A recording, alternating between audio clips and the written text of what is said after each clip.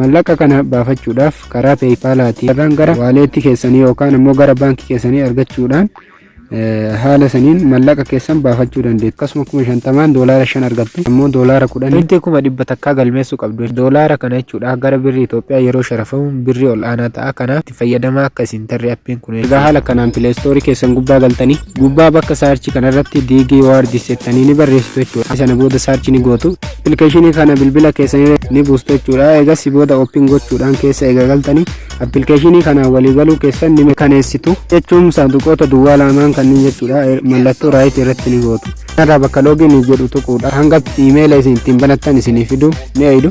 Iimeela keessan isa kanarratti haala kanaan erga galchitanii haala kana isinii fidachuudha. Sana booda invitation code kana lakkoofsa amman galchaa jiru kana wanto gurgurini haala kanaan galchitanii jala kanarra bakka proceed jedhu kana tuquudhaan pointii kuma haala kanaan ufumaa isaati isiniif kenna jechuudha. Hordoftoota keenya koodii kana odoon gurgurini yoo galchitan pointii kuma ufii isaati haala kanaan isiniif kenna jechuudha.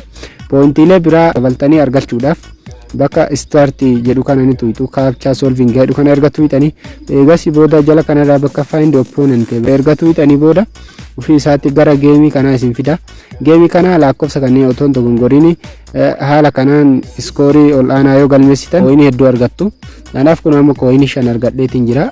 Dabalataan kooyinii baay'eessitanii argachuuf yookaan dabalataan kana walitti argachuudhaaf geemiilee kana keessa seenuudhaan guyyoota isinii qabamaa guyyoota san keessatti levelii ol aanaa geemii kana yoo taphattan yookaan ammoo qabxii ol aanaa yoo galmeessitan poointii hedduu argachuu dandeettu jechuudha.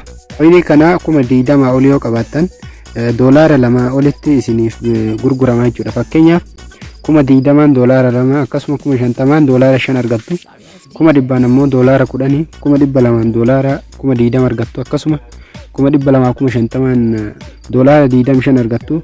Haaluma san itti fufachuudha.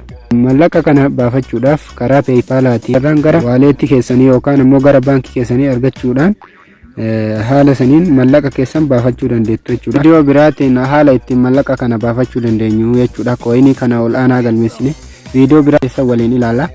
Viidiyoo keenya laayik gochuudhaan akkasuma warroonni chaanaalii kana haarawaa taatan Oro chaanaalii ala barnoota hedduu argattu kanaaf follow gochuudhaan nu jajjabeessa. Video part 2 hanga walitti deebinu nagaan tura. Sorry, it's DJ.